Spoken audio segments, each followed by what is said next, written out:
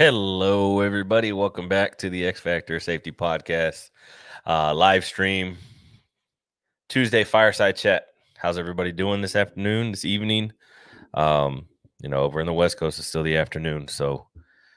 Um, so yeah, we're gonna talk about some common courtesies that we need to have on the construction site. But before I do that, today's live stream is sponsored by my man Sam Goodman. If you're really into scary stories, if you're really into the gruesome, twisted, morbid, macabre type deal, um, go ahead and go check out the really effing scary stories. It's a Pale Horse Media podcast. So again, Sam Goodman, appreciate it. Subscribe anywhere that you listen to your podcast at. So again, thank you. paleHorseMediaCo.com is where you can find that at. So really, really interesting if you're into the, thriller, scary story type stuff. So yeah, let's jump into it. Fireside chat. And again, I called it a fireside chat because it's very informal. It's very, we already got conversations. Yeah. What's up, brother? Uh, whoever the LinkedIn user is, I think that's probably my man, Jared. But fireside chat and it's very impromptu, informal conversation about some common courtesies that you should have um, on the construction site. So, number one, if you're new to a construction site, common courtesy would be to go meet who the superintendent, the project manager, the GC head guy, and introduce yourself. Don't just come on site and you have a job to do. Yes, we know you have a job to do, but common courtesy, introduce yourself because when we're walking around, especially like the safety guy or gal, it's walking around. Nice. I'm watching you too, Pedro. The Lorax. If you know the Lorax. Um, it it definitely helps to go introduce yourself. One, it brings that rapport and shows the professionalism that you have with doing your job. And not only that, you get a lay of the land. Obviously, you go through orientation and whatnot, but when you get to site after your orientation, after you have, your scope of work, you go introduce yourself to people. You go introduce yourself to, the people that you're going to be working with, the people that you have to sign your daily reports, the people that have to work on your change orders because your scope of work was X, and they got to put in a change order and a CMC for you to do some extra work. So um, that's common courtesy. Another common courtesy: don't leave the job site until your area is cleaned up. Hello, it's a construction site, and then you're going to come back to it the next day. If you're only there for a 1-day job, definitely don't need to be leaving the job site a shit pit in a sense. You definitely need to do your part, throw a little housekeeping, you know, as soon as you get done, you know. Oh, Tony, my man, haven't talked to you in a while. How you doing, brother?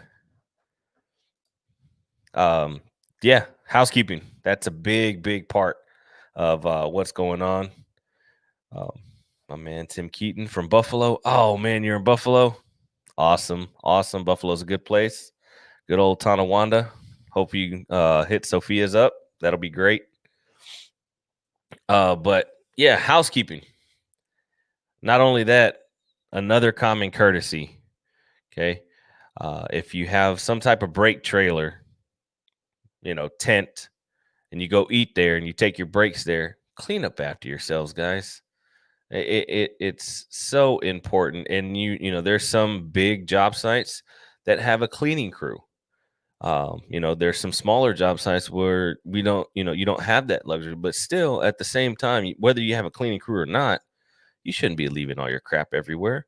You shouldn't be, expecting somebody to clean up after you. No, take the initiative and clean up after yourself. It's just one of those construction common courtesies, because when the next shift comes in, or the next crew comes in to eat their lunch, they don't want to eat in your filth. Just like I know you guys wouldn't want to eat in somebody's filth. Okay. So common courtesies on the construction site. And those of you that are watching, tuning in, throw some inside the chat. I want to see what kind of common courtesies you might come up with. These personal preference. Again, these are my common courtesies. I think, drive the cultures to become great and become better. But it definitely helps to have these courtesies. So say you're working and you have a whole bunch of different trades that are working around. Well, they might have a safety guy or gal, and you might be the GC. Common courtesy for the GC is to go and introduce yourself to that safety person. Say, hey, I'm here to help you. I'm, not here to, say, oh, I'm almighty knowing safety person. No, you're there to bring up people and mentor and coach. And, again, everybody has a job to do. But, sometimes, smaller companies or smaller contractors, they end up, having a safety coordinator that, you know, doesn't have as much experience as a GC safety coordinator or safety manager would. So go introduce yourself, see how you guys can learn from each other, see how you would be able to help each other out. And then, building that rapport, building that relationship helps in the long run to get stuff done, saying, hey, we have this relationship. I know this person means well. I know I can ask them to do X, Y, and Z, and they're going to go ahead and do it. And vice versa. They know they can come and say, hey, I'm having problems with, A, B, and C. What do you think about, or what's a good plan of attack? Those types of things.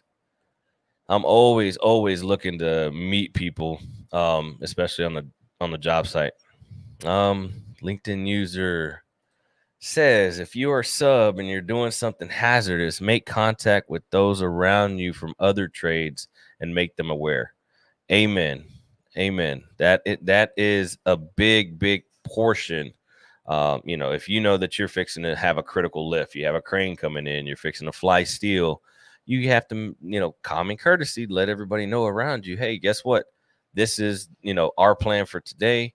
Are you going to be working this area? If you are, here are the hazards that, we might come in contact with. But then that's when the safety professionals, the superintendents, the foremen, get out in that breakout huddle and say, hey, what is really, dire need now that these personnel have to be in there, non-essential personnel, you definitely don't need to be in that. Gotcha, saith the Lorax. Thank you, Lorax. If y'all don't know who the Lorax is, on LinkedIn, it's Linda Martin, Dr. Linda Martin. Thank you, Linda, for tuning in. Greatly appreciate it. Sam Goodman, you rock, Pedro. Thanks for all you're doing to make the world a better place to work. I greatly appreciate you, Sam. Thank you for tuning in as well. Same goes to you. Thank you for all that you're doing. Can't wait to get the new book. For those that don't know, Sam got a new book coming out. So stay tuned for that. If you're on LinkedIn, he's been blasting it, posting it everywhere. So go check him out. Definitely some good reads. If you haven't picked it up, safety sucks. Hey, shameless plug right there from my man Sam. I got you, bro. So back to the common courtesies. Again, if you know that you are fixing to make a big mess, and clean it up. I know we hit on housekeeping. That's one of the biggest things, especially with a big site. There, you have 1,000, 1,500 people on the site. Well, guess what? That's a lot of people that you got to clean up after. All different trades. You start doing high rises, different floors that have to get cleaned up. Not to mention maintaining the aesthetics from the public looking inside. Those types of things come into play. So I cannot stress housekeeping enough. Common courtesy. Superintendents, this one goes for you. Know that your workforce has a life outside of work.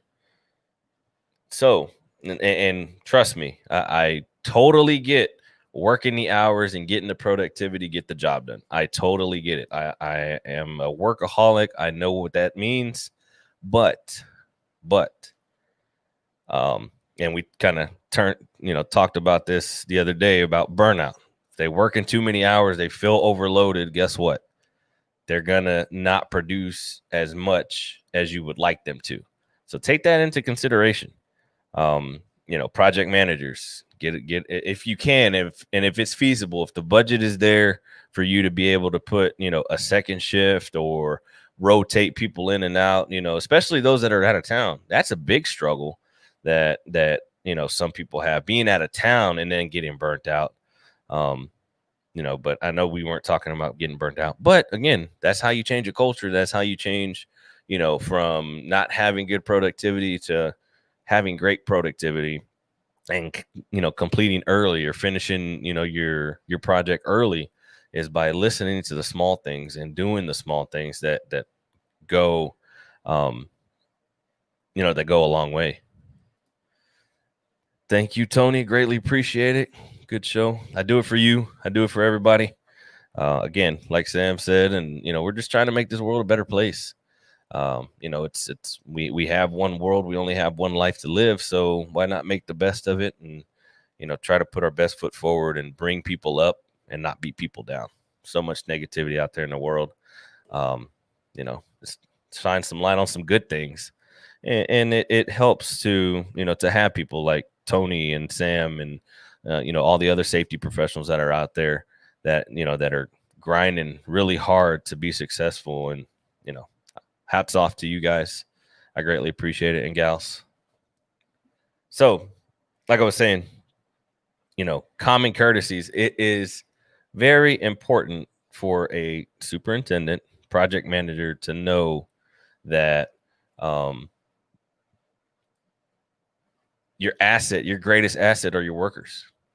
Yeah, you can go win, uh, multi-million-dollar project and have all kinds of subs, but if you're working them 12, 14, 16-hour days, and granted, some of them can do it for long periods of time.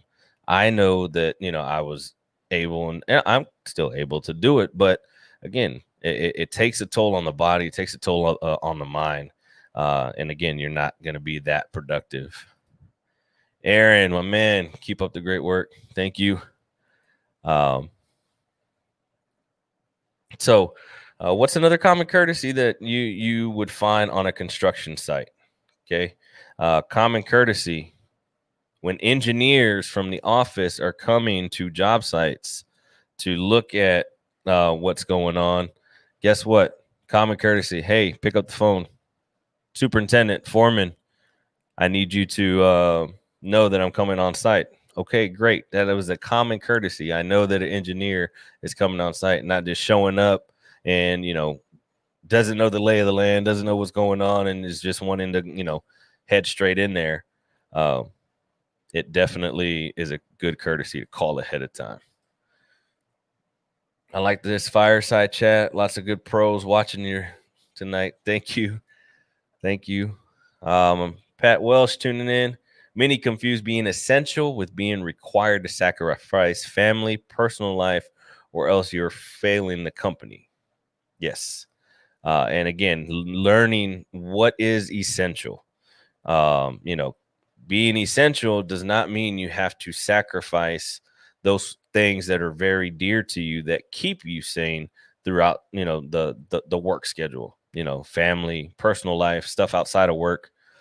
Thank you for that, Pat. Greatly appreciate that. But yeah, having to know which is which, and when enough is enough. And it kind of, tailored back to being, burning out and having that mental fatigue. But again, common courtesy. And then don't be afraid to tell your boss, hey, I might need a little time off. Right. Can I not work this weekend so I can spend the time with my family and kind of decompress a little bit? Um, I agree with Pat. Work-life balance is a clear need. Yes, it is. Um, so again, the engineers that show up, are people from the office. Just show up. And not saying that you can't just show up, but again, a little heads up and a common courtesy to the field uh, personnel that are on a construction site. It definitely is nice. Now, granted, um, sometimes they are trying to sneak in and catch you off guard. But if you're doing everything you're supposed to be doing, safety pros, I'm looking and talking to you. If you're doing everything you're supposed to be doing, and all your I's are dotted and T's are crossed, you don't have nothing to worry about. Anybody from the office, the president, the owner of the company can come to your job site if you are squared away. If you're not squared away, well, then that's when you're like, oh man, I wish they would have told me. But you know, watch your stress and be aware of other stress levels. Again, yes, gut checks. Um, Definitely important to know that and know the lay of the land, and you can tell on, especially on a construction site, who's been working 90 days straight without a break home, or without a weekend off, because everything is crucial at the beginning stages of a construction site. So again, working in the elements, that's another one that takes a toll on you. And um, common courtesy would be not to work your people on a holiday, not to work your people on Christmas and Thanksgiving. And don't get me wrong, some people and some plant shutdowns, that's when some trades go in, and that's where they make their money at, is during the holidays, because that's the only time they can get in, to the manufacturing plants and the automobile plants, is during the holidays, and that's where they make their money. I get it, but again, um, you're going to be more productive when you're able to take that time off, when you're able to decompress and have that time with family, or even time by yourself. Sometimes some people need time to themselves, that they are able to decompress and just go out and play around the golf by themselves, or a game of, I don't know. I don't do anything by myself. I like spending time with my kids, with my wife. It definitely definitely helps to decompress. So so yeah, I mean, it's the little things, and these common courtesies, and they change cultures. And not only speaking of a safety culture or safety mindset, but even from a project management standpoint, a superintendent standpoint, it having these common courtesies will make life so much easier and so much streamlined when they're in place. And then knowing that the management side is on board with these common courtesies and some of these new, changing and ever changing best practices, excuse me, um goes a long way. Oh, look at that. My podcasting helps you decompress. Yes. Yes, I like, this is how I decompress. I was at work all day, got home, and home, by what I mean home, is in a hotel room for right now, for the time being, and I get to sit here and talk to you guys, and get to chat and give some knowledge and some value. So I definitely like podcasting. I like doing this live stream. Definitely gonna try to get better at it. I don't know how I'm doing. I guess I'm okay. Um, haven't had any bad haters yet, but who knows? They might come. um, but yes, it's definitely, I like the fact, on a construction site, how the dynamic changes so much. One day you could be pouring concrete, the next day you can be hanging steel. A week from now, you didn't have a building, and now you have a building and iron erected, and now you're going to be putting roofing on and working at elevated heights. And it's just a very dynamic um, being on a construction site, and then knowing the ins and outs of how to get a culture. And I say a culture because again, it is the work culture, the project management culture, the safety culture, everything together in a whole to make us successful on a construction site.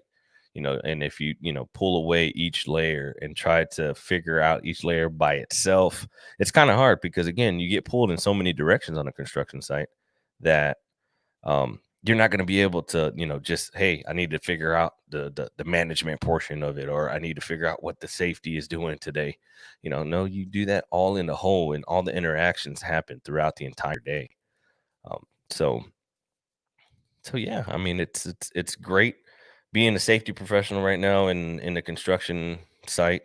COVID has not helped because again, trying to social distance on a construction site. Tell me how that's going to work out. It's not. It's not. But again, not saying that we're not being safe. There's certain protocols that we require individuals to have on the construction site. While if they cannot social distance, past the 6 feet, um, I tell students, undergraduates, that they are a distinct workflow and culture from construction as opposed to general industry. I love construction workflow. Yes, yes. Thank you, Linda. And again, you know, the general industry, I like the general industry, because I've worked in steel fabricators and inside the automotive plants. So I like that. But again, the like you said, the workflow, it's a very distinct workflow to, start from ground zero, excavating and earthwork, and then after that start laying foundations, and then the steel, and then the machinery and installation of equipment, and it's great.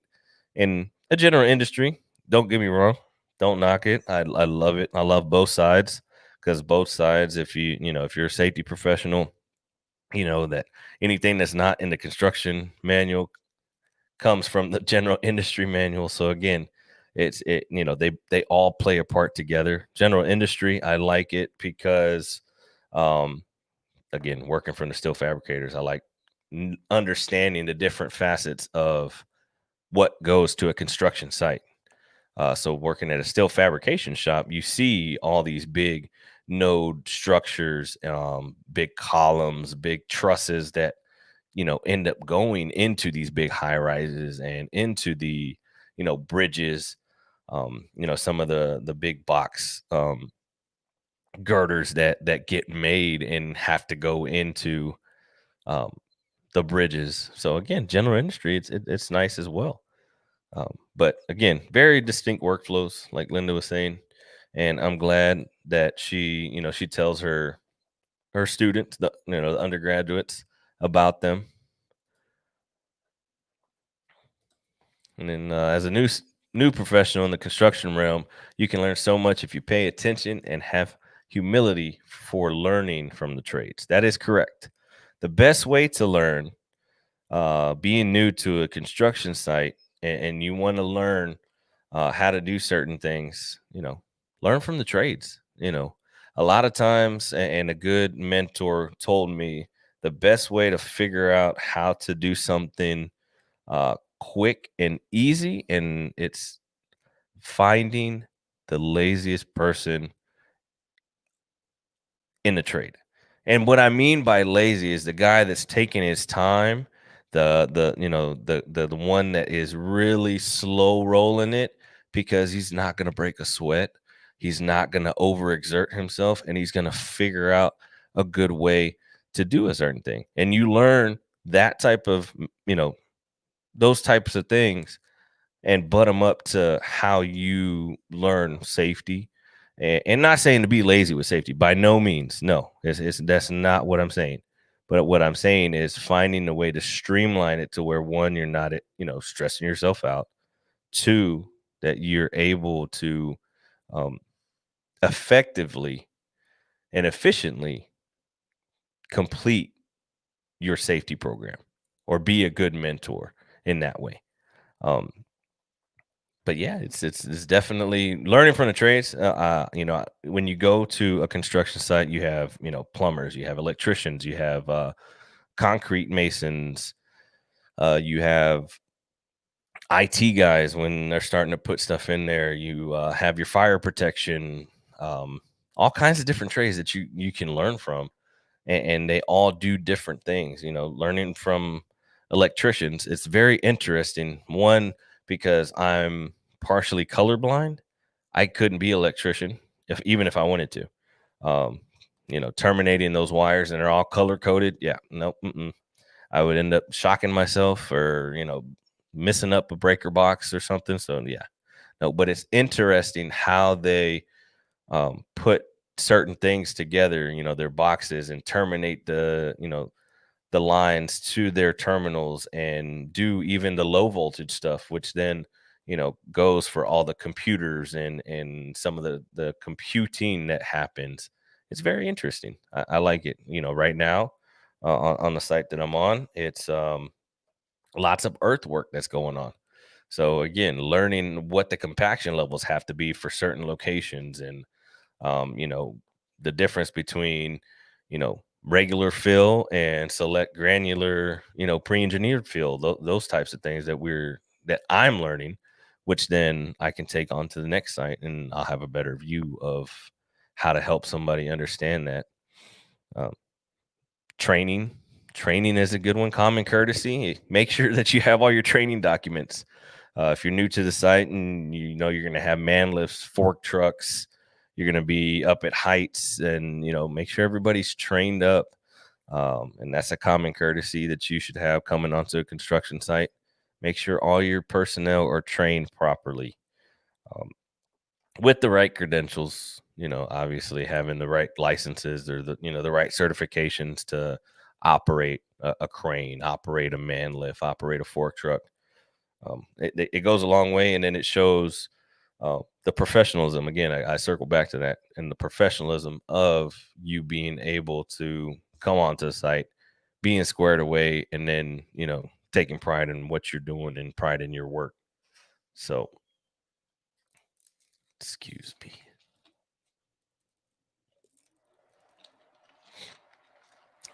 Sorry. Throat got a little dry.